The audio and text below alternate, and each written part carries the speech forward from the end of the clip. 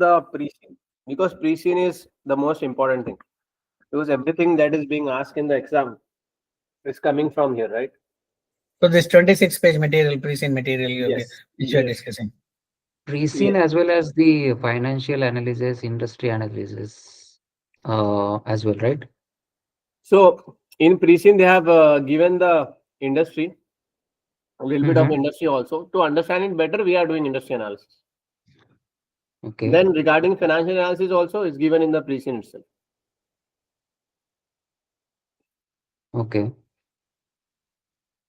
And what about that top 50 exam topics? That is like a guesswork, which I'm thinking can be part of the exam. That also we'll do. I Okay. mean, we'll do everything. We need to do E2, B2, F2 also, the fundamental. I'm saying Okay. primarily is the pre-scene at the end. Mm-hmm.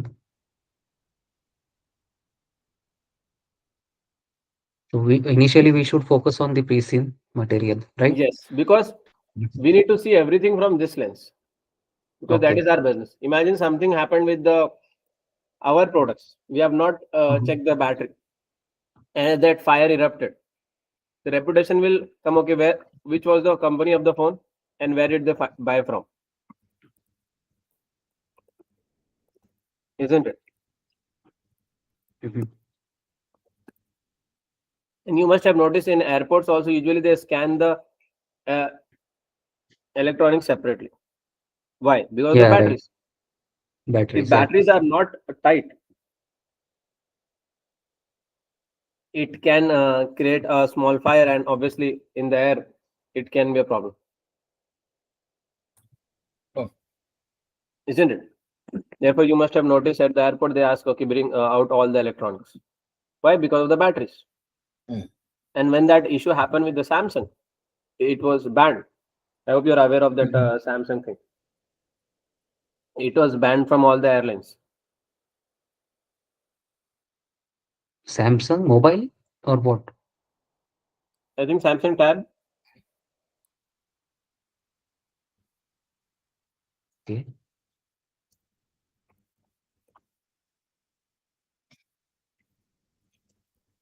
You didn't know? Let me show you the news. No. In a Uh, few years back, Samsung Galaxy Note when 7 it was has been banned. happened. Hmm. Sorry,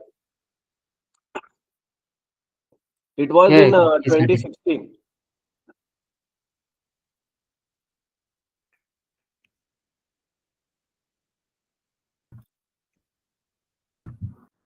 Let me share the news one second.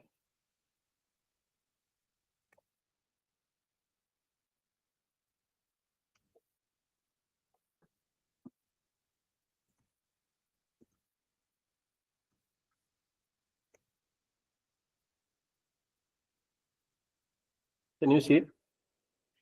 Yes.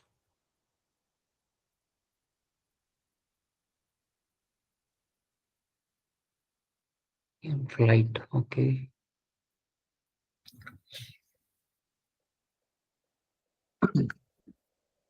So it was not only in US, it was around the world. Even in India, everywhere it was banned.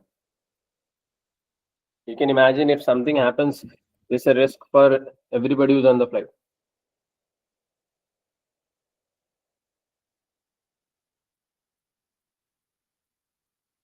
It happened during the charging or what exactly? There was something wrong with the manufacturing itself. I mean, it's not like every phone was having this issue, but some of them. Even if it is one, the reputational risk is so big. Imagine if something like this happened on flight, what will be the situation? Mm-hmm. So as at Reset, we need to be very careful when we are selling the products also.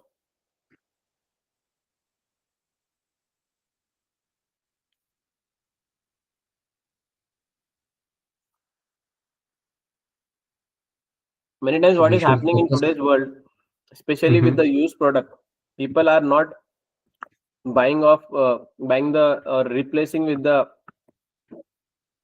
you know proper batteries, proper screen. They go for what an alternative or like Chinese products use, or will not say use, but it's like very low quality when we replace. and the same thing they will resell. Then it will come to us as a reset. So it's our responsibility now to check if the components, everything is correct or not. Imagine if it is a bad quality and now we are giving to the consumer. It's not where we are buying from, but our reputation is at stake.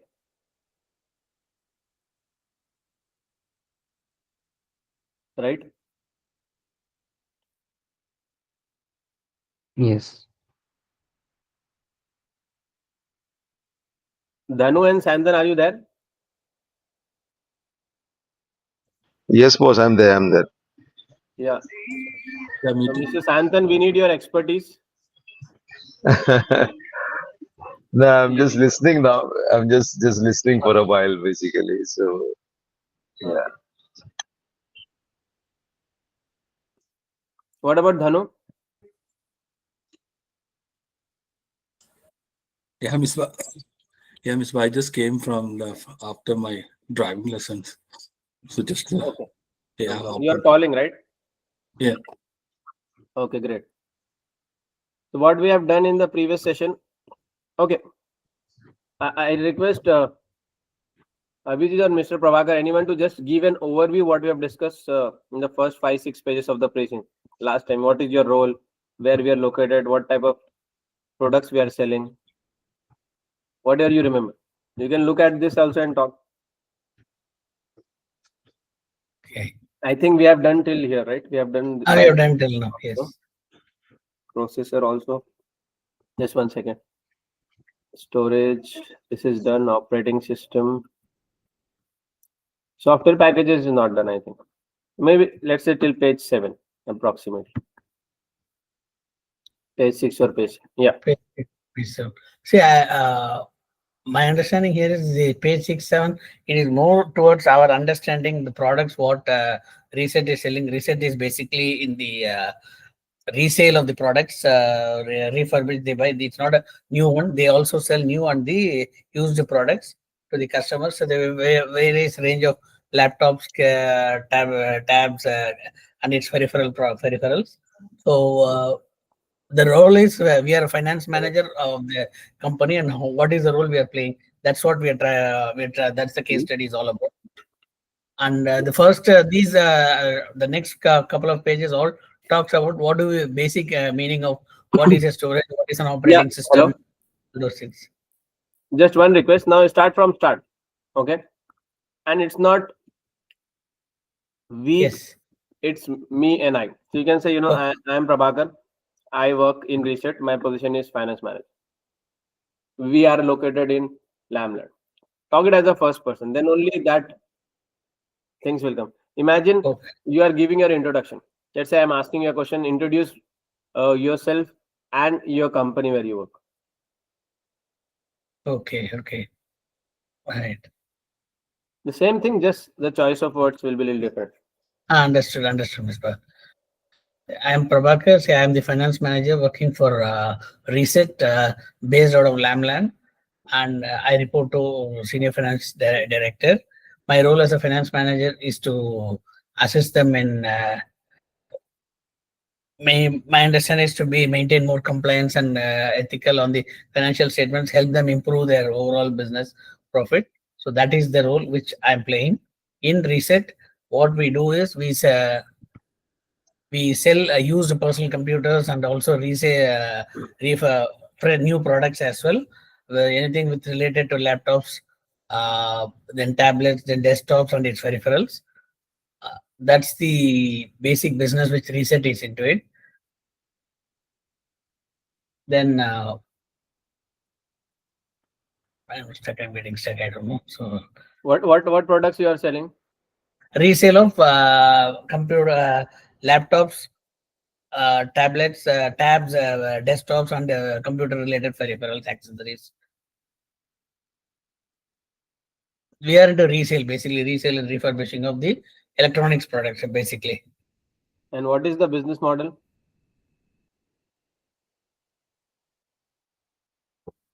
What you have understood from this? What is your business? What is the source of revenue for your business? Whereas this source of revenue is you sell the products, you get the money related. Okay. First is direct sale. Okay.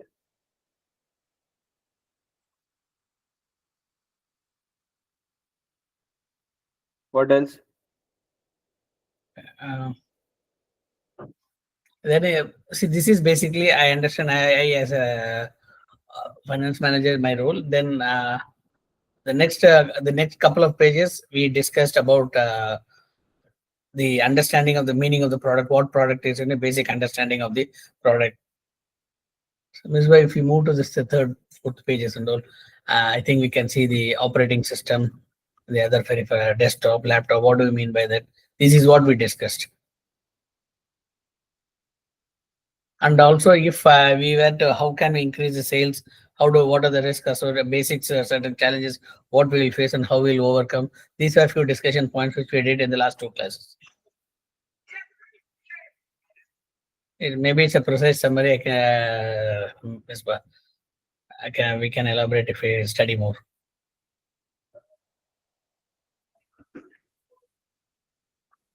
That's correct.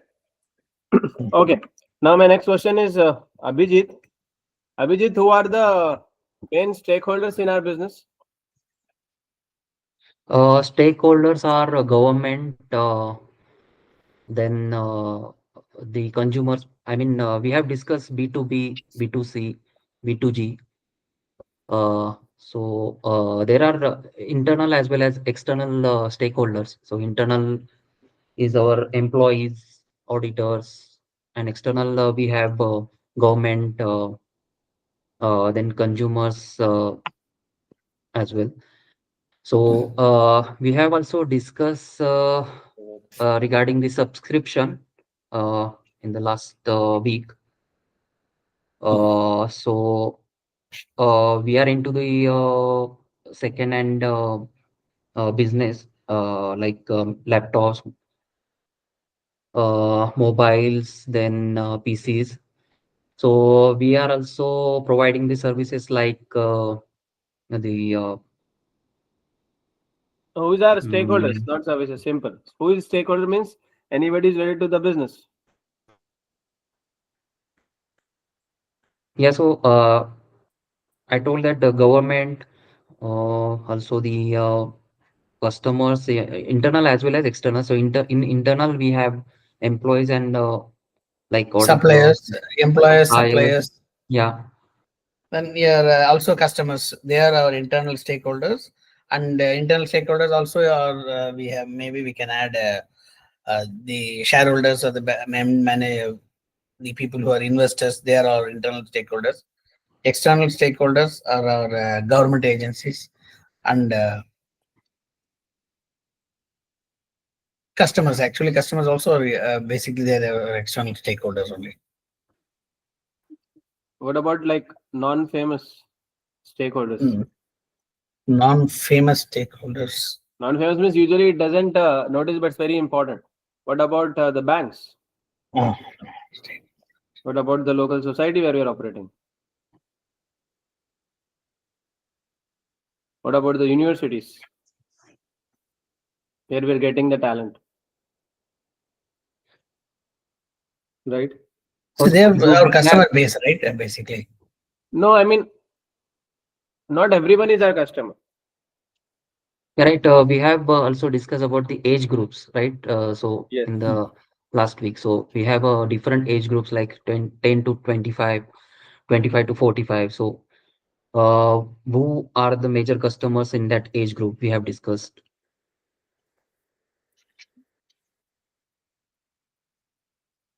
So for every age group, again, the stakeholders might change who are influencing that. Yes. So what we need to do is come up with the list of stakeholders, at least 20 stakeholders, their power and interest. All right. Okay. But overall, good job. Main thing for the case study, as we discussed previously, is also understanding the business model. Understanding what we are doing, how we are doing, then how to do it better. And one question always remains that we are for profit. So in order to improve our profit, we need to always think about two ideas, two opportunities to create value. One is increasing our sources of revenue. Second is to reduce the expenses. How we can increase our revenue? Therefore, we took the Amazon example. Why Amazon is doing all of this? Because they have created the trust. And I was looking at the advertisement. They're like, why you want to waste your entire day to buy a car? And I was thinking people even invest weeks in that, not day, when you can do in one click. Is it possible? I think it's possible. Why? Because they have so much trust in the market. And especially like we're talking about the US market and all, people are ready to pay the premium if they can save time. So that is primarily for increasing the revenue. So that's what the main concern for me. When I saw this pre-scene, honestly, I was thinking, I believe all of you also will think the same. Why we are limiting ourselves only on this electronics? Because none of our competitor is doing that. Neither eBay is doing that. Amazon Renewed is not doing that. Then Whatnot is a company, they are not doing that. Cashify in India, they are not doing that. Don't you think we should also diversify? That remains a question.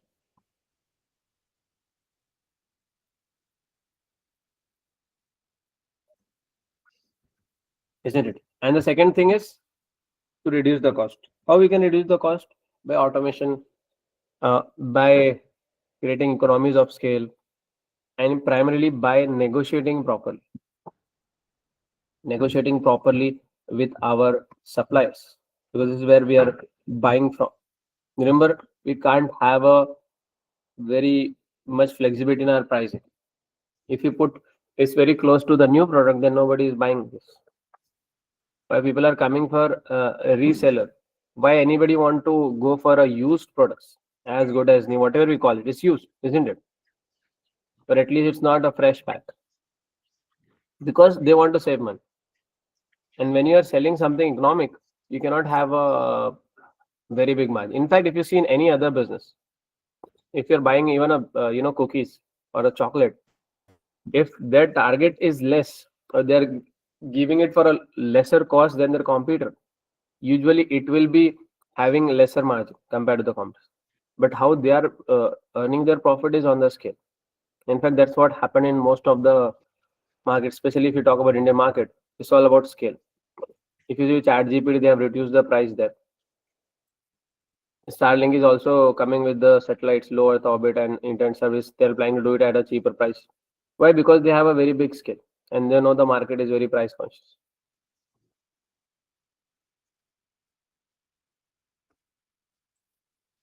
So we also need to see if we can get or buy in more bulk and save the cost. And I don't think handling this or storing this hardware should be a problem for us. What do you guys think? Misbah, Yeah. Misbah, this Starlink thing which they are trying to come now, I think if that comes, that's going to be a completely disruptive thing, basically, right? Because Yes. this is going to change the entire dynamics of the business, basically, right? Because the rates are going to be different. They are going to have access to any part of the world, no signal issues, blah blah. So this will be one of the disruptive technology, we can say, basically, right? Honestly, to be Yeah. precise, Samson, yesterday I was discussing this with my friend, because we Hmm. talk about in India, Reliance as a big giant, but when Hmm. Starlink come in, they know their limitation. So instead of No, they competing are with going to be them, Jio finished. and Yeah. Airtel, Yeah. Correct. Correct. It's like this. All the major providers, even if they come together, also they'll not be able to compete. You know, yes. the So only when we point what can't I compete, see, yeah, can't compete. But I think there is one point which will always be a big challenge when this Starlink comes in. You see, when you get into Starlink, is basically the data privacy. Now, all your data will be with Starlink. Now they will know where you are, where you are, which place you are. There is no need for a location to be put off or on. I mean, you will be tracked anywhere. So I feel the high-end customers or etc. They may not in the start be able to go with this technology, because it's like you are completely tracked. You understand? So that is one of the biggest drawback, I think, so that of those Starlink things. That's a valid point. I believe it's still happening, but it can happen to a next level. Yes, yes, yes, yes. Because it happened with me. Honestly, I was looking for certain products and gym membership and something you won't believe. I got exact flyer for what I was searching for. Obviously, I never put the location. I just went to their website. So it's already happening.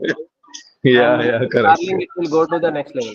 And Next coming to the level, point correct. of this Reliance and Airtel and everyone, they cannot compete. But I like the strategy. What they did, they collaborated with them. If you see, they are partners with them. Mm, Airtel and mm, is ready to support for Starlink to set up. So mm. I And like the maturity of a business. They didn't play the ego game.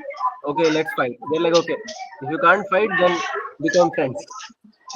yeah, yeah, and that is the rule of the game today. Today, you see, with the technology moving in such a high space, if you are not going to be able to withstand, and it's better to collaborate. At least you take some part of the pie. Otherwise, you lose everything. You know. Yes, yes, yes. Doesn't matter what is your history, how big the company you are, what you did so far. Nothing matters. Precisely, People doesn't care. precisely. In fact, again, it is related to exactly to our business. We talk about cars in Amazon. I just want to tell you guys, Amazon is also into this satellite business. They're also entered as a competitor to Starlink.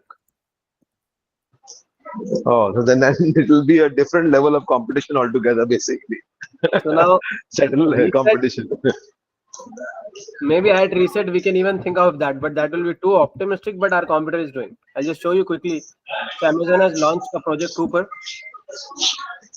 Why I know about all of this is the last strategic case study what we did was on this business only, low Earth orbit satellites. Oh, okay. CIMA is so beautiful when they choose any case study and everything. It's very, very realistic.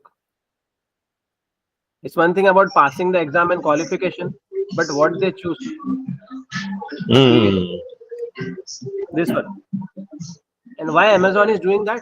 The primary use of low Earth orbits. Okay, just to clarify, what we get on our maps, for example, Google Maps, it is for a geo, that is orbit which is a little far away from the Earth. But low Earth orbit, as the name says, very closer to the Earth. Okay, the primary use case is internet. So now the competition for Starlink is not Geo, Airtel, or any local company. Or Vodafone. Mm. It will be Mm. Amazon. Yeah, and Amazon is perfectly placed to compete because Amazon also is a financial powerhouse. So they have the muscle power, you know. Almost every services they are doing from financial service, they're selling almost everything. Yeah. And they Correct. already have the data we are talking about. I think at Mm. least in the US, Amazon will know about more than, I believe, 50% of the populations, how much they earn, where they live, what is their background. Yeah, what time they get up and what time they sleep and what they eat, everything they know basically. Yes, yes. How many people are there, where they're vegetarian, Mm. non-vegetarian, what is Yeah. their religion, what is their, how intellectual they are, everything is there. Mm. Because many times we are listened also. Now the devices have become like a spy. Yeah. I mean, that is one of the thing which I noticed, Misbah. Is like today you think your mobile is off, I mean, you just put it mobile on a silent mode or whatever. But actually your mobile is listening everything whatever you're saying, Definitely. because the Google will suddenly tell you now what you were talking about, the same thing they will suddenly send you flyers. So it will send you something else on that part basically. Yes, yes. What happened with me recently, I was looking for one shoe and I just took a screenshot. Then Hmm. I went to the Amazon in the different tab. Hmm. Exactly the same shoes popped up. And I was like, oh my God. It would be just 2 seconds. Yeah, technology is at a different level now. Seriously. I mean, it's good in a way, but at the same time, it's a little bit scary. Like the privacy we are talking about is almost Yes, too low. yes. That is what I told you in the start, right? Today, I feel the biggest competition in the whole thing is going to be the privacy, because the data privacy will no longer be there. What these people claim that we have data privacy laws, data privacy this, all that is going to go for a toss, because there is nothing going to be private. Now, you are an open book. You know. Yes. But people don't want to be an open book. That's the thing. Nobody likes it, I believe. At least most of us. Yeah, I mean, see, today with the cryptocurrency coming in, why everybody is shifting to crypto today? Because they think that okay, with crypto, I'm not tracked. Maybe the government doesn't know where my money is, where my this and where my that. But there are different ways where they are able to even find out through crypto also. So where else are you going to hide yourself, or where are you going to be even parking your money? It's very difficult, you know. Yes. When things go online, it's like there is no encryption. Correct, correct. See, this exposure of our information actually goes more and more, and I think the importance of ethics and confidentiality is coming into place. If any company, see, everywhere, any information is tracked, it can be traced and it can be used. So the only way the corporates can prevent is by having a very strong ethical policies, and also when their agreements with when they do business with the others. If that's where they can prevent or they can have a risk mitigation. But even if you sign, just an example I'm saying, even if you sign a good confident, very strong confidentiality agreement with the business, and the opposite person tries and exposes the data, we are at lose. But only thing is we can save or we can recover the risk. That's what I feel. We can't stop any more technology being grown or getting exposed our information. Right, right. And in fact, government also have incentive. They want to know more about people. People think they have privacy, but they are being watched. No, see, very simple. You go to a shop, once you purchase a gold shop, you swipe, you enter, and you fill up a form. That's it. After every 1 month, you keep getting flyers from there, and also your spend is tracked in your bank statement, your credit card, and if it's more than 2 lakhs or 3 lakhs, it goes to the bank as well. And if you do bulk, I'm just giving an example. You're definitely being, if it gets picked up in the random audit, IT questions you. You have done last year so much of purchases. So where is this? So okay, where they'll try and question. It may be a legal money, valid money which you are using and doing it, but it is getting exposed. Nowhere you can hide it. Yes, yes. And I mean, bank by default, they have to do the regulation. They have to They have to do the report regulation. everything. Yes. No, today for a purchase of 1 lakh, you are asked the PAN number in jewelry shop. I don't know whether in other states it is happening. In Chennai, it's happening. Just even around 1 lakh and also your PAN number is being asked. You have to give the PAN card copy. They're Right, attaching it. right. There was some news in India. They were saying the softwares which you talk about, usually it was accused for the government for using for opposition, but it was available for public. I think it's still available. And if I'm correct, the cost was only 6,000. So that software was available for 6,000, and you can be like and spy on somebody else's phone. And a lot of employers were using for their employees what they are chatting, what they are doing. So it's like whenever you open the phone and somebody is watching us 24/7. Yeah, that is to happen for the spouse spying. No, basically, if you have a doubt on your spouse, you put that software and then you try to track it where the spouse is going, right? Right. I mean, that's still, I believe, confidentiality. That's different. But the employers are doing, that's definitely unethical. You can't own the employee, right? They are not the servant. They have their fundamental. In fact, privacy is a fundamental right in most of the constitution around the world.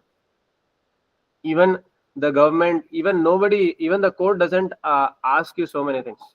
They have to have a limitation.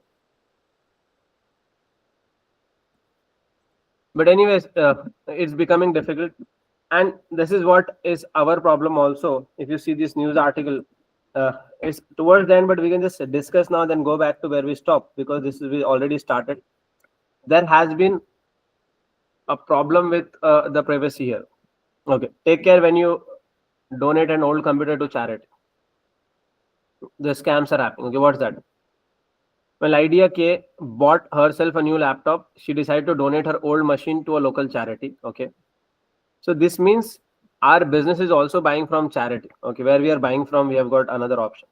Okay, hoping that someone would be able to make use of it. Unfortunately, she found herself in serious financial difficulty after the charity sold her old laptop in order to raise funds, and the buyer stole her identity. Now that's whose responsibility? Identity means what? Again, data. Miss K had deleted all of her files before making her donation. But she did not realize that access to files can often be stored even though they appear to have been deleted. The person who bought her old computer appears to have had the necessary skill. I mean, obviously, if somebody is trying to do this, is obviously a fraud, isn't it? They'll have this basic skill to restore her files and use those to obtain personal details such as her online banking username and password. Miss K was unaware of this until she checked her bank balance and discovered that her account had been emptied. Luckily, her bank has agreed to refund the money that she lost. The perpetrator has not been identified. Honestly, it's very rare that bank is ready to pay this back. Ethically, they should do, but most of the bank will not do it because it's like you have shared your information with someone. You have given the OTP. Why bank will give us back? No, and in today's world, I mean, where hardly the bank take any responsibility. The moment you share your OTP or you share yourself, the bank will say, sorry, we can't do anything about it. Simple Yes. as that. Even if you are putting our FD, there is a limitation what responsibility they will take. Correct. Correct. I mean, there was that thing, no, when the bank is bankrupt or they file for bankruptcy or whatever. I mean, even your money, what is there, it's not safe because there's a limit which the government put. I think it was 5 lakh or 6 lakh something. I don't remember right now. So I mean, it was Yes. like that much only amount you will get. If you have a 50 lakhs or a 1 crore, you don't get your 1 crore back. You just get whatever the maximum the bank can has put a limit, and that is all in fine prints, right? Basically. Yes, that's a law. Yes. Hmm. So Same way, one of the ethically, sale we in should bank. do it. Yes, Mr. Pahakar. Sorry, banks. When we are talking, there's also one more case in banks. They claim they provide one of their locker facilities, which is very useful. But actually, everybody think keeping the entire jewels in locks is very safe. Ideally, it is not, because when you put it, they are not.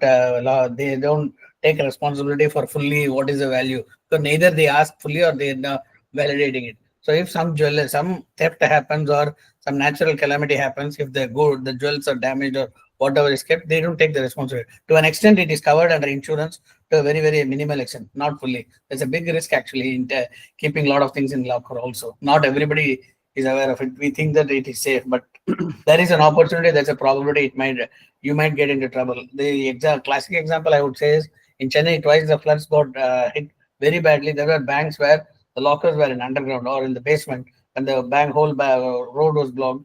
The water entered the locker and the entire locker was damaged. But these banks are pretty old.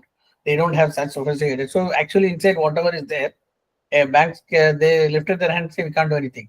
You have to take the material and see what you can do. That's all. Right. It's a risk, I'm telling. I believe most of the things are like that. If people are unaware and they're sleeping peacefully, if they know Yes. all the truth, they'll be like, "Oh my God, what to do?" So it's And good see, for their most of health the if they cases don't you will know not that. disclose also. See, when Yes. they ask jewelry value, you will not be disclosed because to a large extent,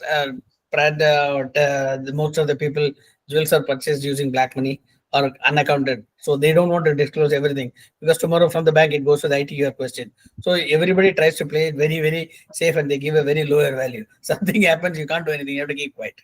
Right. And banks, they might play for their favor that okay, it was a lower value and we'll give this much as an insurance or whatever it Exactly. is. No, the very, very lesser value only they give. Right. Right. Possible.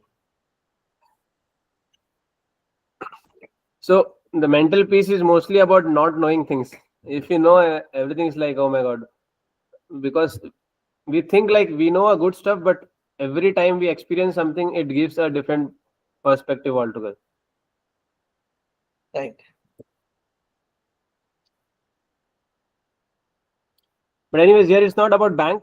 It's about Mm. the risk what we face as a business. So it's our responsibility now to make sure that even people with the necessary skill cannot restore the file. Because imagine if this would have happened with Ressett, then all the reputation will come on us. And remember, this is a national newspaper. So definitely it will affect our sales, our business valuation, our perception in the market.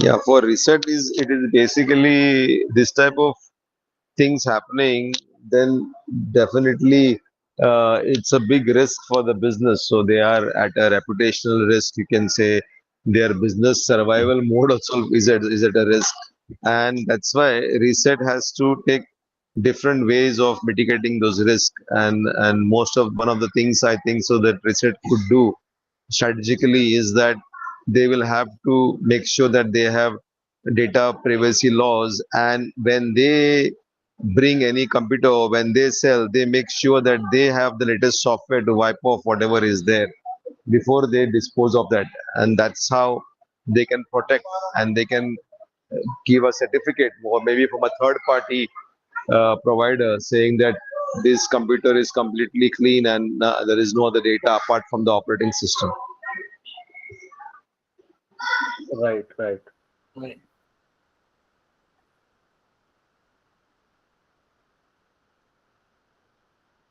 So we need to constant, and this is like a continuous race.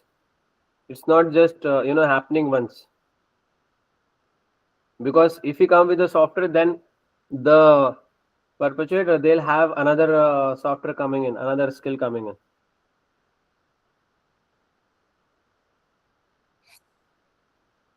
So this is our continuous investment, and we need people, we need the talented resource to work.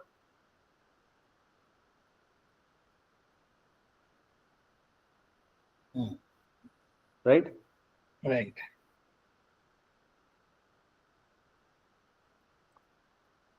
Professor Edward, an expert in computer security, told that Lamland Daily News that it's possible to delete computer files permanently, but doing so requires security software and ability to use it. So this is our responsibility. Now it is possible, but we need to have required skill and resources. Owners should never give their old computers away unless they know how to wipe all data forever.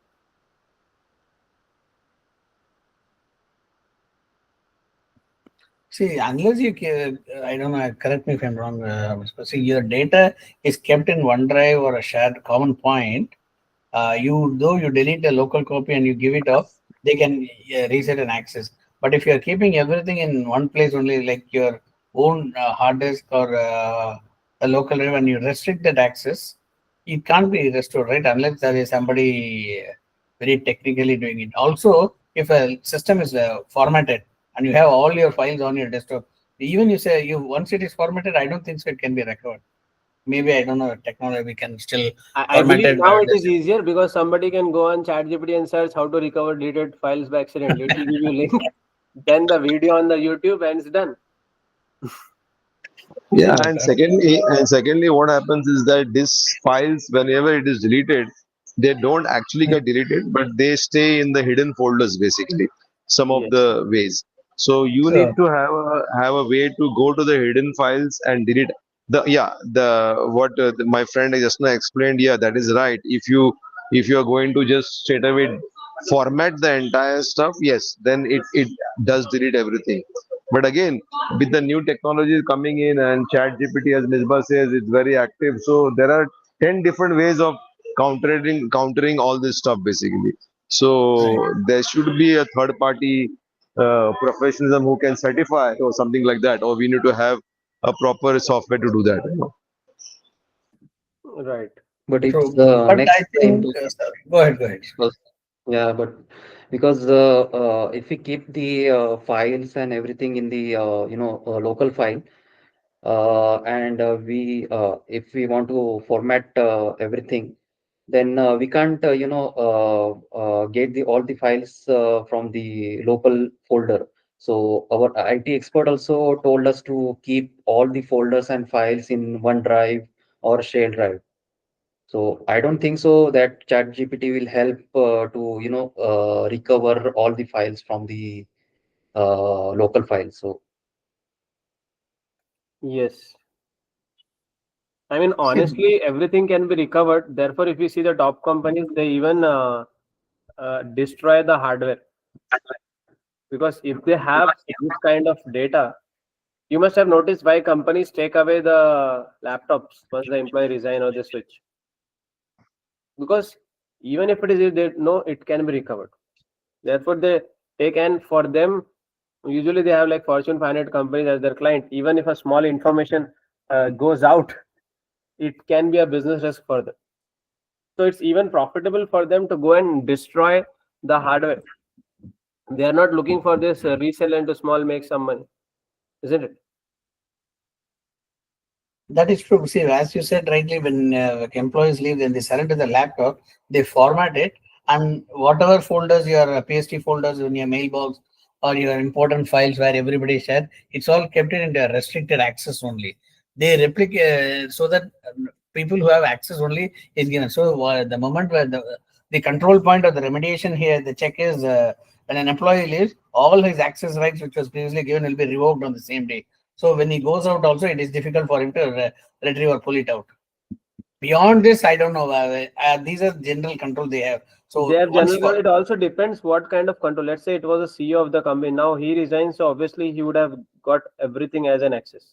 yeah, he has got, Now he'll his have laptop, I superior don't access. think they'll give to anybody,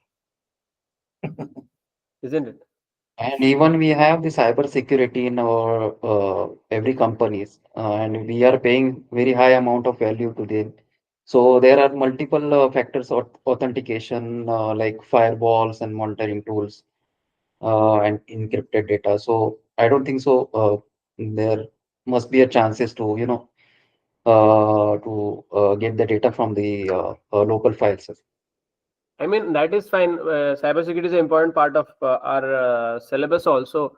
Just discussing on that, there was one report from World Economic Forum. It was saying more than 60% of the cyber threats what companies are facing now, it is coming from their own employees. So this multiple factor authentication is mostly for logging in, right? It doesn't go to unauthorized person. But now the bigger threat is authorized person itself is involved in that. So now the same scenario, if you link to Ressett, it's not the scammer doing it. It may be our own employees. They find out, okay, this person has deleted, but he or she knows the software. They have this financial, they're ordering stuff for themselves. They're using to pay their own EMIs. That's also a risk we have, isn't it? Forget about the next one that we can do it. Or maybe after putting our all software, will make it more difficult. Probability will be reduced. I don't think we can avoid the thing, but we can reduce. But what if our own employees use that? I mean, this is a very valid point, Misbah. Because because it's like always the saying is a "Ghar ka bedi bar ka chor." It's like if the inside guy only does everything, then how do you control it? I mean, what is your mitigation? You can't have any mitigation against that. I mean, you can have levels. You can have levels of authority, etc., etc. But yeah, but if the guy who is formatting, the guy does a backup for himself on a pen drive or something, and then he uses the data. I mean, he can jolly well work in the firm and do everything, right? Yes, yes. And if So that what? person is clever enough, he can use it then delete it again. He knows how to hide data also. Correct. Precisely. Precisely. I'll tell you a real story. It happened with my student. Around 2 years back, I have a CFO joining from Middle East. He was a CFO of a listed company. Okay. And when he joined in few weeks, he was under a lot of stress. And I talked to him what happened. He said there is a cyber attack in his company. And eventually he left and he didn't write the exam. Still 2 years now, he has not attempted SCS. He joined for strategic case study. He didn't do because obviously there was a lot of pressure. And the ID team was under his control. They don't have ID director at the board. It was under the CFO. But I was very curious and I called him later on also and we spoke. And there was a cyber attack, and what happened is somebody has emailed them the images of the data as a proof. You see, like their email was something like, you see, I have all the information, I've attached you as a proof, this data all confidentiality. If you don't pay the ransom, I'll put it public, and that how much amount we lose. And to be honest, we talk about in paper and everything about ethical, but when it real, company has to pay in millions or sometimes billion, they are like, okay, let's pay a small 1% amount and get rid of it. They know? did this, no? If you see, Ms. Sorry to interrupt here. Yeah. In exactly 7 years, 7 or 8 years before, there's a major classic ransomware happened in big shipping companies. So one of the companies which now I work, presently they was taken out. They went through a major ransomware. Is it We Maersk? were not. Musk went through a major one. Also, TNT also had a major attack Right. because right. of their initial. So Musk, we were shut down. The operation was shut down for 4 to 6 months. Nothing happened. Same with TNT also. See, I was in the billing process only. It was a part of supply chain, so we didn't have operation for 3 4 months. 3 4 Luckily, months. 3 4 months, nothing happened. See, luckily, backsourcing our work, we did not get the work. We were sitting at the house, sitting at the office, nothing doing. At least after 3 4 months only, what they did was they smartly moved everything into FedEx, because by the time FedEx has taken over TNT and they use FedEx system. FedEx system is far more foolproof and very highly controlled environment. So nothing Right. can happen. They saved and they were able to retrieve business slowly. As you said rightly, Musk landed up paying huge money to recover the data to the ransomware. They were one of the. They didn't come out much, but I go somehow I know a couple of big amounts was paid by them to the ransomware guys to retrieve their data and it not being sold to public actually or kept in. So that's a major problem if it is your they don't grow with age. IT systems are not updated as they grow. And Maersk, If it's to be not honest, I have one of the senior manager he is doing with me, CIMA. So I was discussing with him. Maersk is a company which has not digitized. They're still very much manual, and the amount of business they are doing and the technological penetration they have is, I mean, totally not matching. They're mostly manual still in lot of our process. Is it correct? could be. I have It's been a friends in while there. for Yes, you, right? yes. See, but TNT where I was, which I was doing, managing one of the process where you have the process is not that advanced when compared to FedEx. FedEx is way far ahead in terms of technology. TNT Right. is now slowly. Once they moved into this, they're forced to go with the change, and they are now more safe and secure. Right. That's correct. Now coming back to the same thing, the example. This happened in a lot of companies will be, but just to give you a strict recommendation in the exams, don't say that, because if you say you will Right. fail in the exam, we need to be very ethical. But in the real Right. world, some companies, like you talk about Musk now, there has been issue with Google, there has been issue with Uber. You just, these are all public information. I'm not saying from my I, side. no, I don't know, sir. In the discussion, that's why I opened up and told the name of the companies also. Ideally, it is I not mean, it's not fine. the We way. are taking case studies, and these are all public information. So it's not wrong from our side. And this is the session we need Right. to discuss. Big companies have paid, and they Oh, thought they have. that they will get away with it. But slowly their name came out after 4 years, 5 years, 10 years, and Right. they have become a textbook example. Hmm. And it is affecting the reputation. So if something like this happened with Reset, it may be a costly affair for us, but we should be ethical. Usually it's tempting. Okay, going back to the example, the real world example that happened with one of my students. So he was having that issue. He told me that they are getting emails also with the screenshot. So the board was 100% confirmed that this was genuine, because till that they were confident. Okay, our cyber team is good. We are having good internal controls and everything. But when somebody sent the screenshot, isn't it? If somebody gives me a screenshot of my chat, obviously I'll trust, that person has seen my phone, isn't it?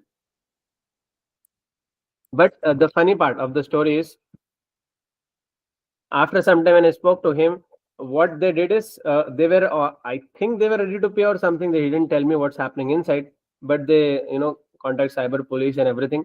Eventually, that person was identified, and you won't believe who that person was. That person was an ex-employee, okay, and even the bigger part was he was the part of cybersecurity team. He was the one involved to put the controls for the company. And while he was Obviously. part of the company, he was involved in cybersecurity. That time itself, he has taken some screenshot, and now he used the same screenshot to make the company scared or put the pressure. Ideally, he doesn't have any access. So, company's cybersecurity was good enough. Nobody manipulated it. It was not compromised. But he has taken the screenshot previously, and he used that with some other people from outside. Obviously, took some help, and they all planned this just to extract the money.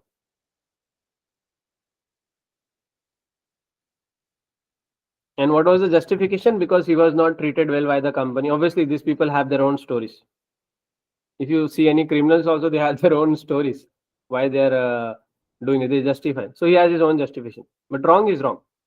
Wrong is wrong, correct. So technically, the own employees are involved. However, many times just with the screenshot or anything, we should not get overwhelmed as a company. We should have a policy. Many times they just have this one thing, right?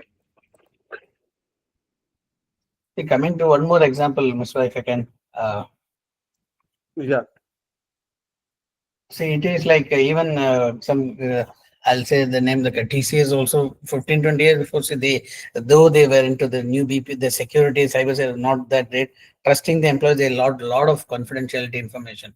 But after that only, there's so many stringent procedures or controls are brought in terms of absolutely all your desktop laptops will be hard drive disabled, and nobody can copy data. Nobody's allowed to enter inside your pen drives or hard disk or phones. So that's where the whole, when you deal with business information, which are more sensitive and personal confidentiality, which has got more value, the more of information security or controls are put in place. So the more the companies focus on what they deal with, the risk can be mitigated. One example is TCS when initially they got into banking, because one of the project when they started off, that's the first BPO project they started. I was part of it. It was more of liberal as they grew, and then a lot of data got over. Their reputation got lost in 2005. I think there's a major information loss in UK.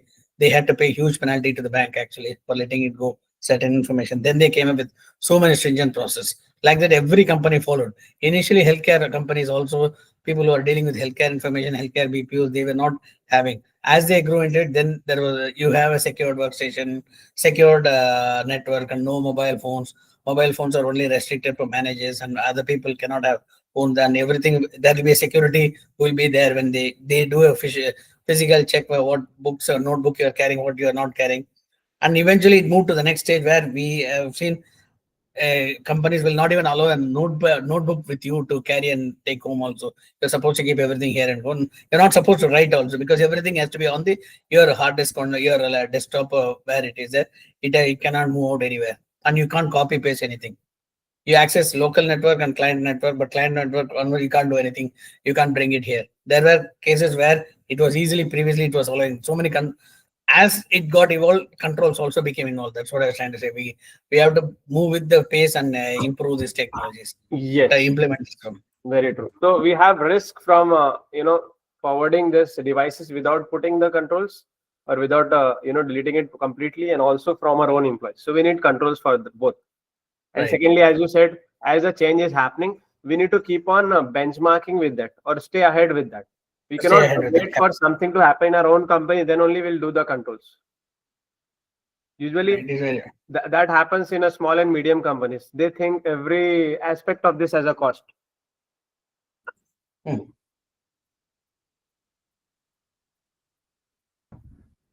All right. So we are 100% in our syllabus only. Okay, we never went out of the topic. So these discussions, this is what you have to write in your exams also. So don't think like we are going out of it. Okay. Right. In fact, this type of points will give us more marks rather than just giving something which is very theoretical. CIMA or any case study exam, it doesn't promote theory answers. And where we can get practical answers, when we look at the real world scenarios. So again, I think Misbah, then in the case study, we are not supposed to if I'm trying to bring in some real-time example, relate and code, I should be, only thing is we should not name the company's name. You can name the company also. You should name the company, in fact. You can say what happened with Maersk, what happened with TCS. Give a global company, because the examiner also will know it. The somebody who is marking, because we don't know which corner of the world he is sitting, he or she is sitting. Right? Correct.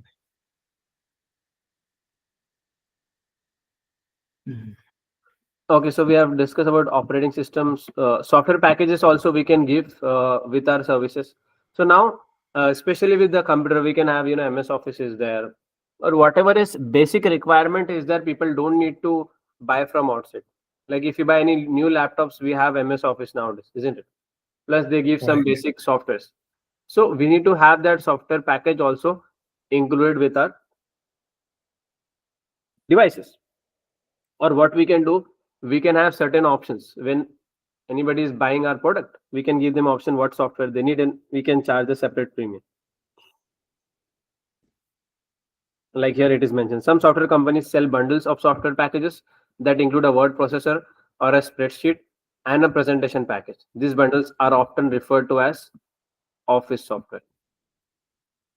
Office software, or in university. Remember, we have students from universities also. Maybe we can have games, depend on that. The most popular office software packages can be expensive. They are popular because they are often regarded as the industry standard. What is See, industry? even most, Misbah, Yeah.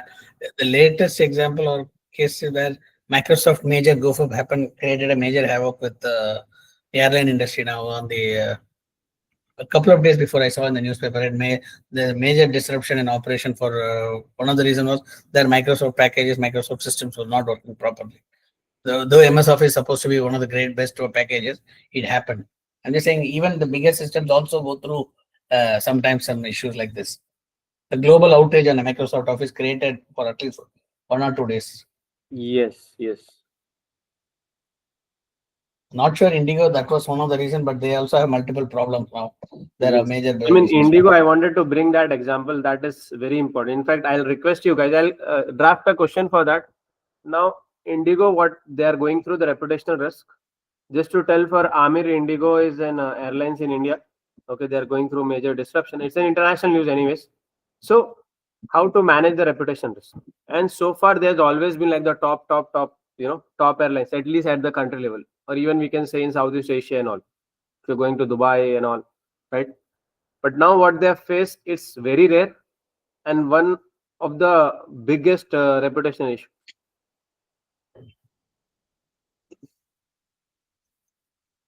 And Their goodwill reputation is risk, now at a major stake. sorry, Their goodwill now is at a major risk. whatever they have done, and I think this is a golden opportunity now for Air India and other airlines to come up and take airlines over. come. Exactly. Because at the end people are like, okay, at least I'm traveling. Because when people miss flights, especially international flights, it can be like, there is a lot of money involved in that. Who will pay True. for the time and everything? And people usually traveling by flight, they have very cut to cut schedule. They don't have time.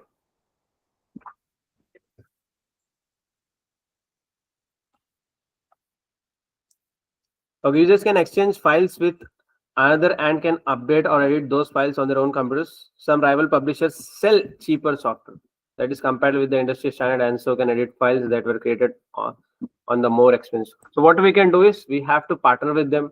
We can buy this also in bulk and see how we can pass on to the customers. Now, where we are buying from, this is very important. Purchasing from several different sources. Usually, purchasing is not a big challenge if you are selling new products. Why? Because you can always, put a branding, and once you do branding, for example, Apple, they can always increase the price. Samsung, new products, they can increase the price. They'll have certain conditions, but it's easier. But when we are selling used one, the profit or the margin is coming only in buying, isn't it? So where we are buying, how we are negotiating, everything becomes a very important topic. And I believe this can be an important exam question. If I am correct, in the last November attempt also, Santhan was also there in the batch, and Dhanu also joined, few of them. You guys know how much we discuss about pricing. And pricing was one of the important question in the exam. I think out of 3 variant, 2 variant, they have asked that question. And you cannot answer that question without discussing about your purchase, because your pricing is directly related to the purchase. And I hope it is understood that we cannot have a fixed price of the product. Let's say you're buying now iPhone 14, iPhone 15. If you're buying from manufacturer, it will be different, retailer it will be different, online marketplace it will be different, and resellers, other resellers, if you're buying, that will be different, isn't it? Depending on their business model.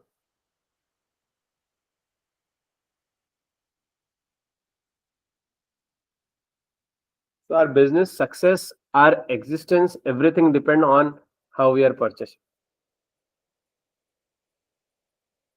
And I think that is true with any use commodity. If you are selling commodity or automobiles, it can be anything.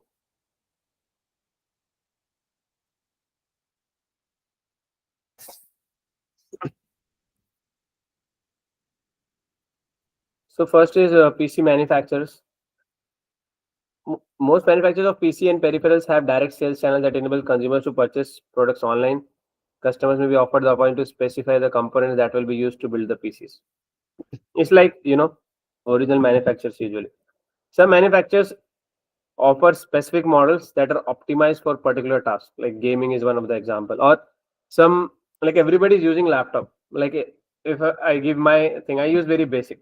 But if somebody is into high tech or they are doing UX design and everything, they might need a better machine. So obviously that is another particular task.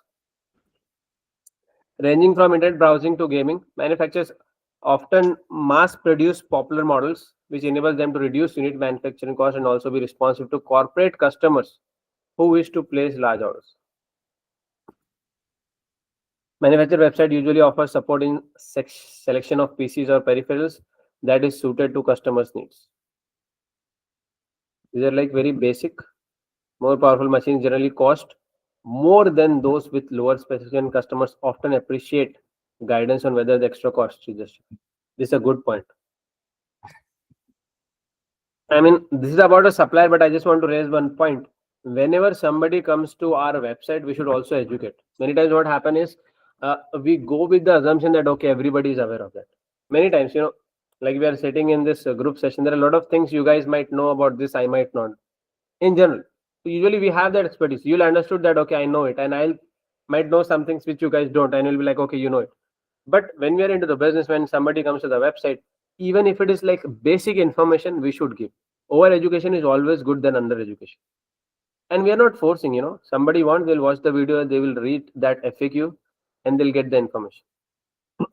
For example, recently I went to the Apple website and uh, iPhone 17 they are selling. So they have made a very good small video. I think it's just 90 seconds. It says how to decide on how much memory you need. I saw that video and that the gentleman was saying that, go to your setting and see in your current iPhone how much memory is left over.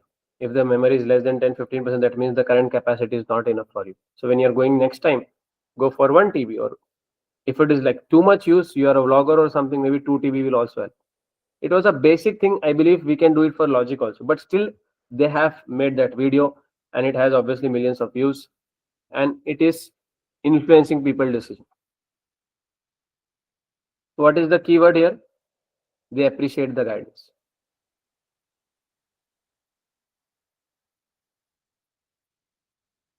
Clear? Whatever it is, we need to have a guidance in our software. I think that is also one way of creating more value for our business. Once we go here, we have a business model later on, capturing a residual value. I think that we can add.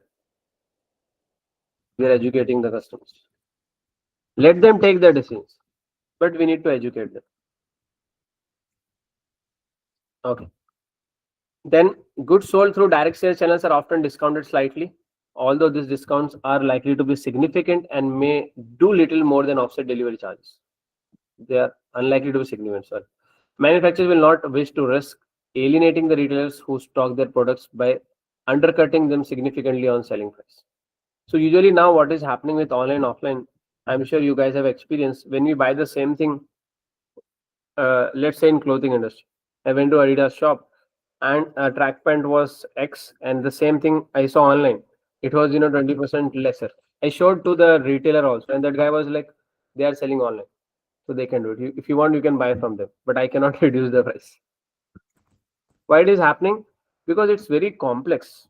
In many places, they are trying to keep same or just 5-10% difference. But obviously, if it is 20-25, why customers will buy offline? In fact, customers are very clever. They'll go and try offline, then they'll buy online, right? There is always a risk. But the problem is the margins. If somebody is buying our franchisee or related to us, we have to give them margin, isn't it? And if they also give the same price and we give the same price, then the customers have to pay higher. What's the incentive of buying online? because on online, companies are saving that money. They can do it directly. So this can be a little challenge to maintain, or challenge to do the pricing. Manufacturers sell new PCs and peripherals. Peripherals are basically the products which are linked to that, like the printer and everything. Then second is retailer, what we are talking about. Several types of retailers sells PCs. Specialist electronics retailers focus on PCs and peripherals. They generally offer a wide range of PCs from different manufacturers. Department stores are divided into sections, each of which sells a range of goods. Large department store often sell range of popular brands of PCs from electronics department. Remember one thing, brands do matter.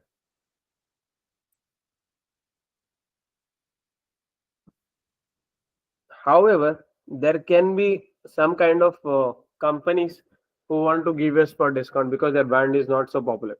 Now Ressett have to decide how many brands we are keeping in. Especially if you are selling to the older population above 65, they must be excuse me, they must be not very interested into the brand. They're just looking for the utility. So maybe that customers we can sell a less branded product and have a higher margin also. What do you guys think? Right? Then physical shops allow customers to see demonstration units of computers or peripherals that the user are interested in buying. Sales assistants are usually trained to answer technical questions and make recommendations. Just to give you an heads up, we are not doing it offline. And how this sales assistant or this sales job is being replicated in the website. How do you think we can do it? Or how we can make a website which is doing a job for a sales guy? That's a question for you.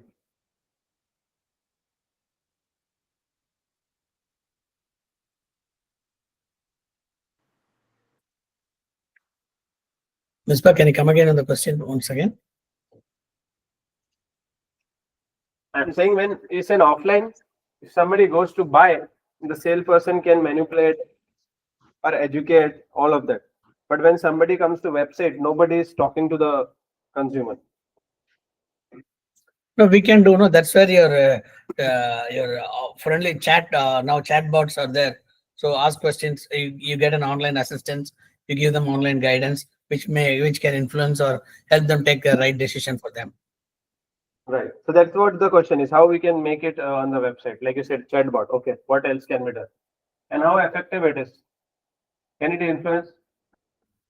The type of question what they ask, and if see today most of the chatbots which I have seen for example for your PC assistants or your any ticket you log in internally also if they do the chatbot is not trained on the exact they are given certain set of guidance to answer. If you are not able to articulate properly, we can improvise and tell them you need any online assistance or any customer to talk. Yes, then we can take their number and then say hold on for some time, you can be there, we'll get a call back, we can arrange for a call, we can provide them support like that.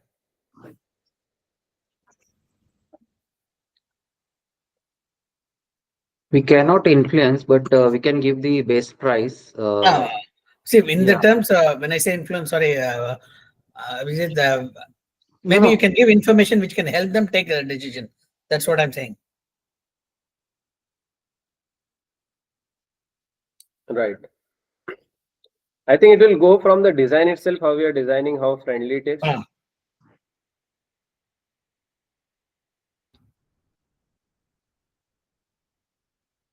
See, one more point for offline sale also Ressett. If you see there are some major outlets which has everything. For example, Walmart. Then in US you have Best Buy where it's more for electronic. Multiple products are sold. So if Ressett wants to make a unique difference or something, they can take a space where they can provide their unique advantage. They can have a small counter providing all their details or samples, and that's where they can bring more market visibility and increase the sales also to attract customers. Right. I think we can learn a lot from insurance companies. They do it a really good job. I need Yeah. to look at international insurance companies. In fact, I have seen once you are on the website, let's say you have put something on your wish list, then they will call us. It's not physically, obviously, but I have seen instances. In fact, I have got a call. They will call and say, you have put in a wish list. What is the concern when you're planning to buy? Is there any support you need? So that kind of assistant we can provide. Then obviously the chat bot you have talked about. Then we can have a lot of PQs. Hey, sorry.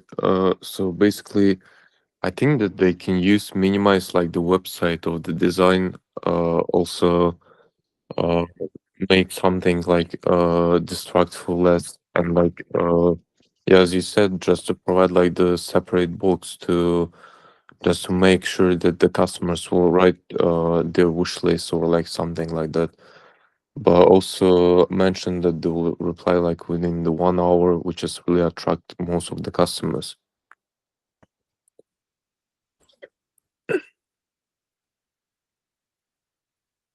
Yes. Any recommendation you want to do for reset? Let's say if that question comes up in the exam, how we can make more conversions? Because obviously there will be a difference on number of people visiting the website and number of people actually buying. Let's say 100 people are coming, 20 of them are buying. Let's say 15 of them are buying. From 15 now you want to make it 20%. Maybe offer some a little better pricing when you go on an online purchase. Offer some enhanced services It's only for online. people who Business model is only online. online. Okay. We are not doing offline. That's what the question is all about.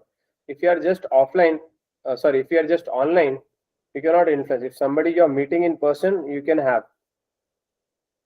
But convincing someone online is more difficult. The trust. Okay, so basically make the spin, like when you go to casino, you can spin something, then you get the bonus.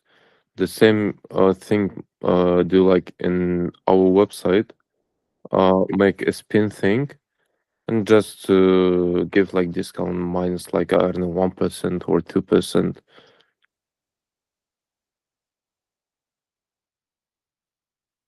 Right. That's So you also can create information. Yes. One more point, Ms. Percy. Once a person visits a website, he can provide a basis his information. If he leaves, then we can collect the basic information, his contact number or email ID, and regular contact with them can influence them or make them see and ask them if they need any assistance to take decision. Yeah, ask them to give their number, then have the sales guy or tech guy speak to him and make him more understand. In that way, online we can sales can be increased. It is a direct online, but the result of an online visit can lead to an offline sale as well. sorry, I didn't get the last point. What do you say See, offline? what I'm saying, see, today you say online, it's only an online sales model. You have multiple people visiting, but whosoever are coming are not assured of a sale. But when they visit and they provide inputs, you can take their numbers, or if when they leave the website, you can ask for provide them. Thanks for visiting the website. If you have any concern, if you would like to share your number for further details, somebody provides that for knowing their products. Then you can have the telesales happening from that. In that way, you can sales can improve. Telesales. Okay, yeah, telephone.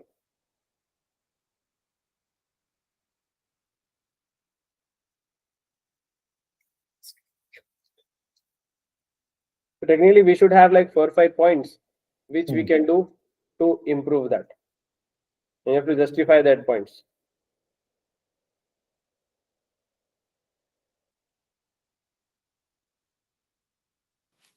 But in the exam for every question, how many points do we need to give? It depends on the percentage. Usually, let's say it's 50%. So we should give at least 5 points.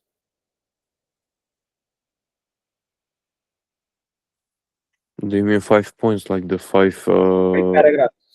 five paragraphs? Yeah. Okay. We'll do a session on that, how to write, how much to write.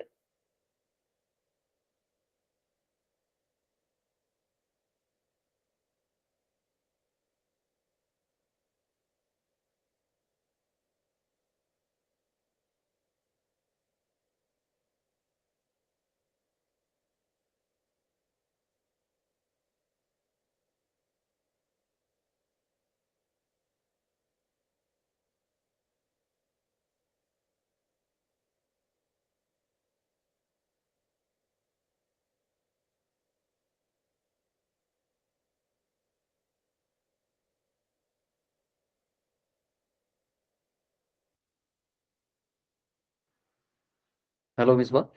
Yeah, am I audible? Yeah. Okay.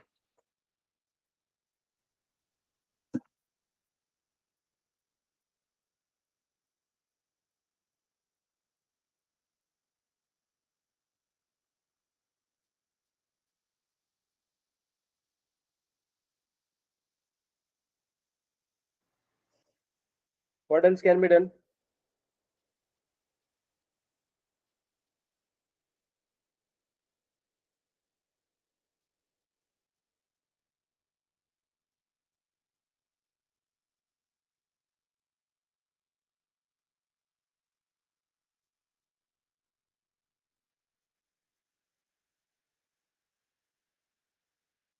What else can be done to improve this experience?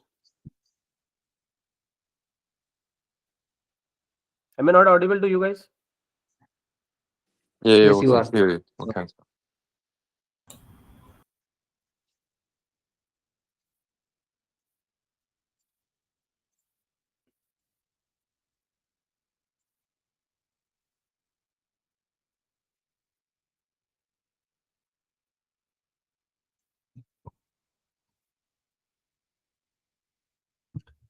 Okay, you can think of it.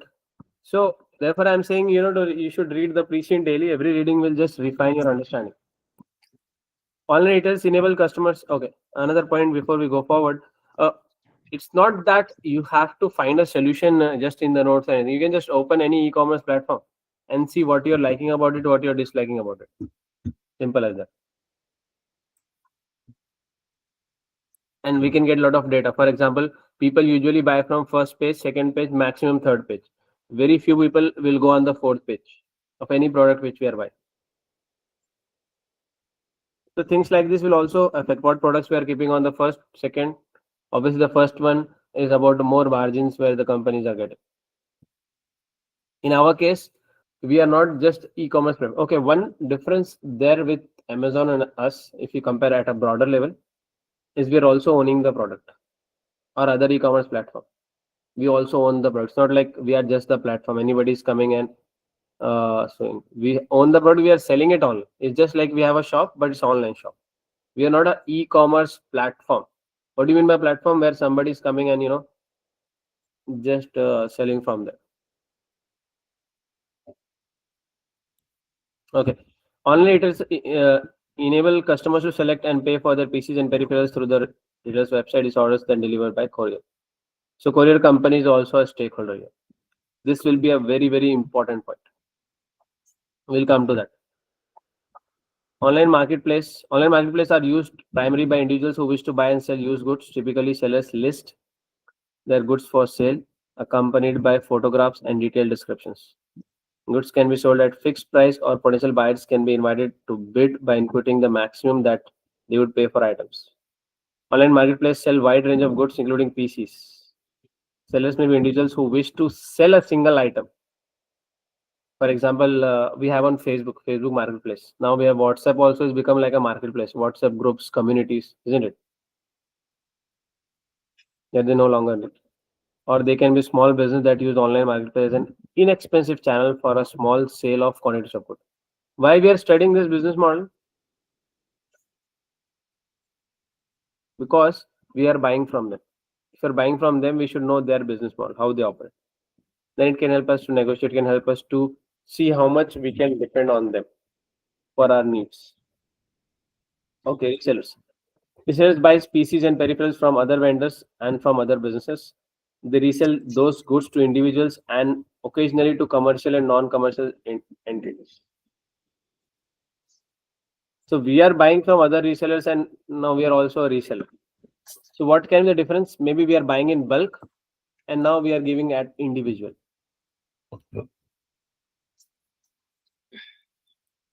Right? A PC manufacturer has a surplus of a model that is about to be withdrawn from sale. It might prefer to sell that inventory to a reseller rather than offering absolute goods through its website. Because if they give too much discount, that can go. Last time I showed you one business model of Burlington last week, if you remember.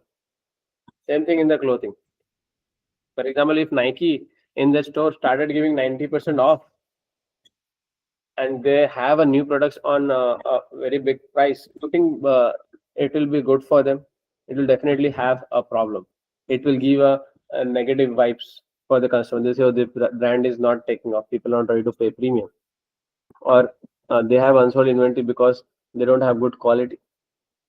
Just think as a consumer. So what they do, instead of selling a 90% discount here, they sell it for 10% of the price to somebody else. Now under their brand, Burlington and clothing, they have made a model where they buy everything that is cheap and for outdated design, and they sell it for a very discounted price. Now they are buying for 10%, and now they are selling it for 20% or 25% of the market price. So win-win situation. But they don't highlight the brand so much. They have so many of them. It's all mixed brand. And for the companies, instead of throwing it away or as a trash, they give it to them.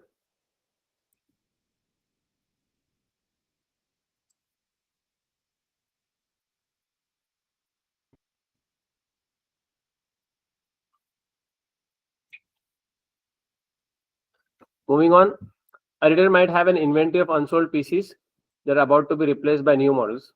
Those PCs might be new machines that have never been removed from their packaging, or they could have been used as demonstration units in physical shops. Large retailers could have very large numbers of display models for any given model. So technically, this is like in-store display. Usually, these are refurbished, or this goes as a refurbished. One of each branch, and so would be keen to sell them to resell. So what they're talking about is these products.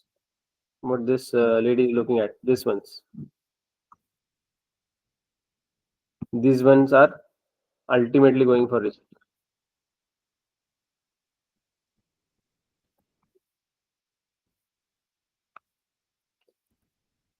Then commercial, non-commercial. Organizations often replace their PCs hardware on regular basis, leaving them with large number of computers that no longer needed and may have substantial value. This is very important. I hope you guys are following. These are the places where we are purchasing from. So we should know their business models. They might ask you a question: how we can negotiate with the commercial seller, how we can negotiate with the reseller, how we can negotiate with individuals, how we can negotiate with manufacturer. I hope it makes sense. Okay. Selling surplus PCs to resellers is a sustainable method of disposing of them and generating some cash in the process. Resellers take care to buy PCs that are likely to appeal to customers, while being available at price that make it possible to resell them at profit. Resellers are rarely able to buy the latest model of PCs, but they do not purchase machines that are so old that they cannot run current software. So we need to maintain a balance.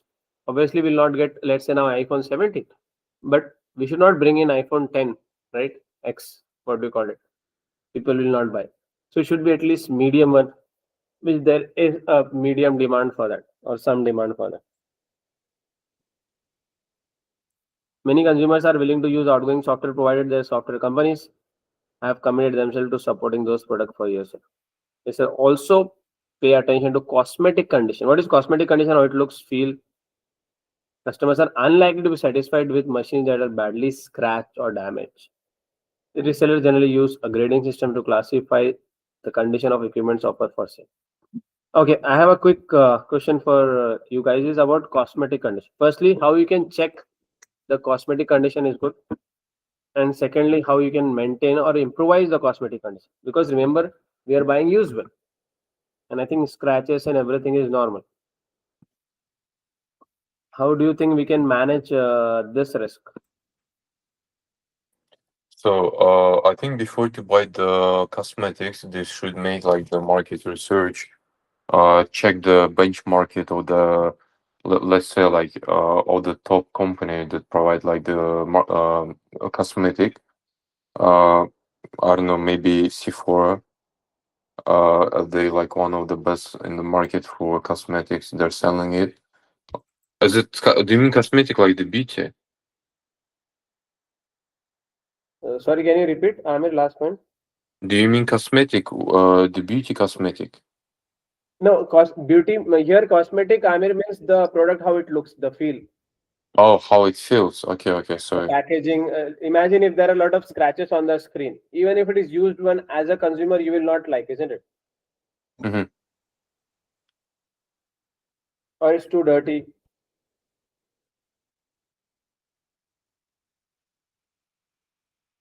So how we should make sure that we are not buying products which doesn't look good? It's just about the outside. Maybe inside everything is working, but people also want to, make sure it looks good.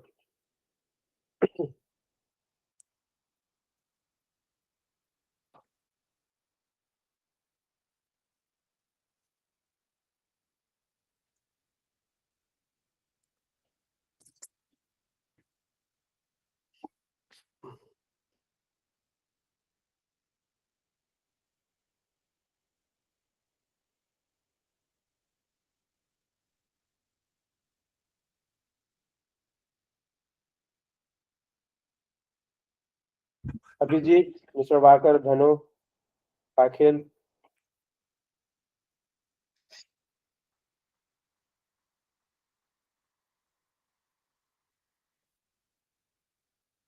See, you can improve the cosmic sense of the product by having certain basic checks done when we decide to sell it. It goes through some basic uh, changes for getting this one to give a better look. There are a lot of things available in PCs today to make this changes. So if those things can be changed, for example, your sensors or the boards, the keyboards, the keys can be replaced or can be cleaned up, and it can be given some glow. It helps to improve or give a better picture. So that's how you can improve. It's one of the ways I'm telling the technically how to improve the sales for a used product or which has got some basic cosmetic defects. Is that the question you are asking, Ms. Yes, Ma'am? yes. Right. So then, see, one more thing is you can, if there are certain things which is there, we can say offer a little bit of lesser or a few increase a slight discount amount or some rebate for having some basic cosmetic uh, defects and say if you buy the same thing, everything is right because this is having these things, these are being given at some offer price. If you buy this one, so customers might think so. If though it doesn't look nice, if it is solving the purpose, they may still go for it because I'm getting it at a lesser rate. And that way, also some special or attractive discount, spot discount for these products can help improve the sales.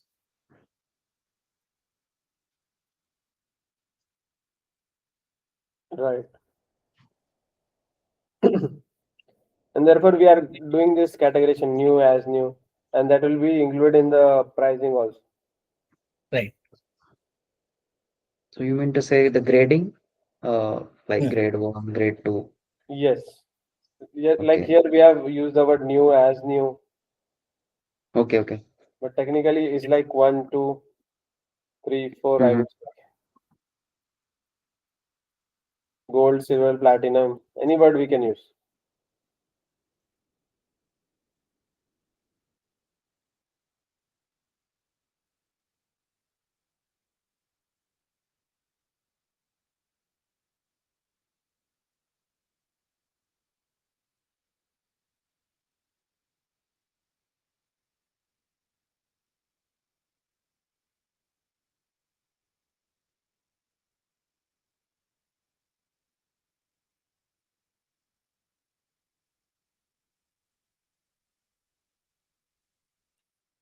What else can be done?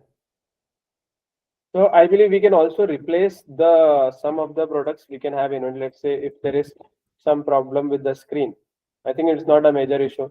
If they need to change the back, that's also not a major issue, isn't it? Right. And we can buy that products in bulk, especially with the phones. I believe it's easy to change the screen, or it's not very expensive. It sells very expensive on the retail, but if you go into the wholesale market, I've seen it recently. It's very cheap. In fact, you won't believe I was seeing people were buying it for $1 and selling it for $100. Again, China and manufacturing is there. Obviously, it should be good quality, but we can enhance the looks of it. So in that case, you can do the yeah. we have the in-house service station, our own service station, where we can replace the screen or replace the keyboards button.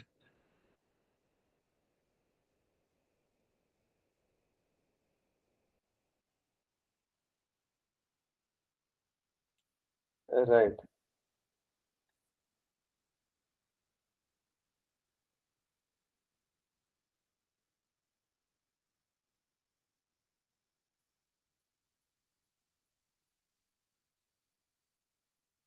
So ultimately, it will increase our cost too, because That's the main problem.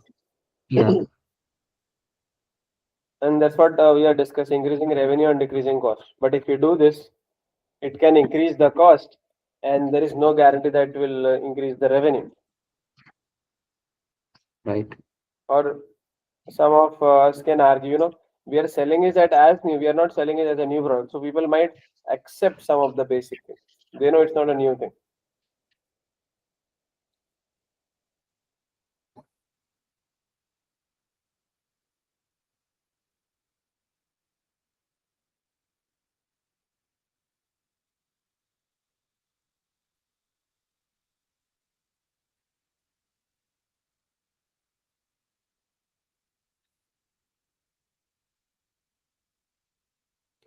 Okay, so what is there in this one? New product grade as new are still in their original and unopened packaging. They may be surplus units that could have been in storage for some time. New products might be sourced from manufacturers and models retails in either. They may be surplus units. Okay, this is not what we are doing. This is an industry example. New means new. Obviously, there is no problem here. As new, products graded as new have been opened and may be slightly marked because of light use, like in the store as an example, the picture we have seen.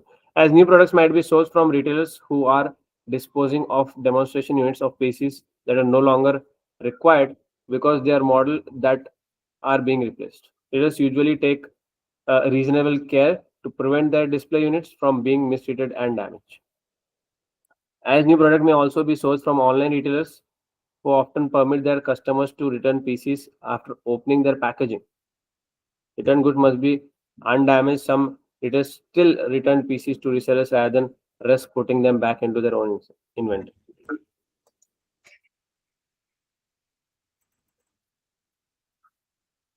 Grade A refurbished products may have been minor cosmetic marks and may show some minor signs of wear, particularly on keyboard and touch screen.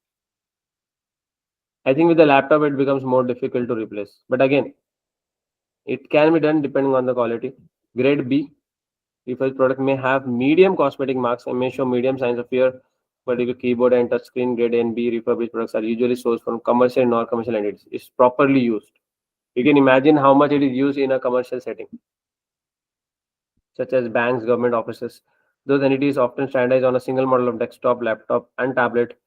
They often replace all of the PCs in each category at once, offering resellers the opportunity to buy large quantities and outgoing machines. I believe if you think from buyer perspective, we'll get more from here, grade A and B.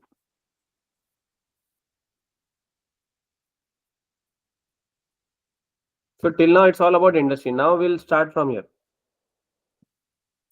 Resellers are interested only in bulk purchase of PCs. They do not buy single machines from private individuals. Why? Because it will cost a lot, plus it's a time consuming thing, not worth. Having at least 50 units and prefer more of any given machine makes it worthwhile to invest time in creating photographs and text for each models that they list for sale on their website. Why? Because you cannot have one product and you can do a listing. Listing also is a cost. Photography is a cost. Everything a cost, and we need professionals for that. In fact, we might have full-time employees doing that. Bulk purchase also enable resellers to equip organizations with multiple PCs of the same model. That is attractive to entities that have limited IT budgets, such as charities. There are only two major PC retailers in Lamland, namely Ressett and Fixup. So this is where our name came up now. Ressett and Fixup. So we are Ressett and Fixup is our competitor. Resellers depend on being able to access sufficient quantities of good quality computers. The Lamland, what is Lamland? the country we are located in. The Lamlandian market could or would probably be unable to sustain 3 or more resellers. Very important. If we get a lot of players, currently there are 2. We get 3. Let's say new company comes in or Amazon comes in there or more. They will not sustain. Sustain means they will go in loss. The market is not that big enough. Clear? So this is about the industry. We'll do a separate session on the real world industry analysis, how big the market is and everything. Then in tomorrow's session, we'll start with our business model, what Ressett is actually doing, when we were founded, what we did, and all of this. And what my expectation from you guys is to read the entire pre-scene once, completely from first page to last page. It says 26 page, but some of the pages are just half page or the image. And secondly, think about what can be the ways we can do a better business model, how we can create more value for our shareholders and ultimately for our consumers.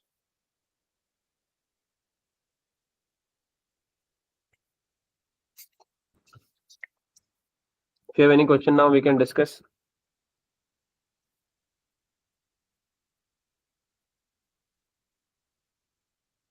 Till now, so far we have done like 11 pages almost. Is the business model clear so far? Yes.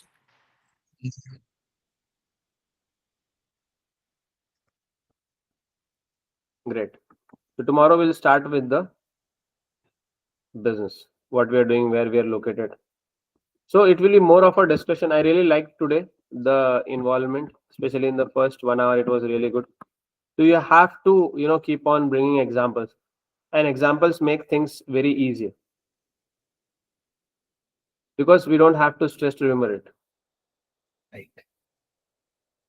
We are just connecting the dots, and trust me, if you have that mindset, clearing these exams become very easy. Who struggle in this exam, who are trying to link theory to everywhere.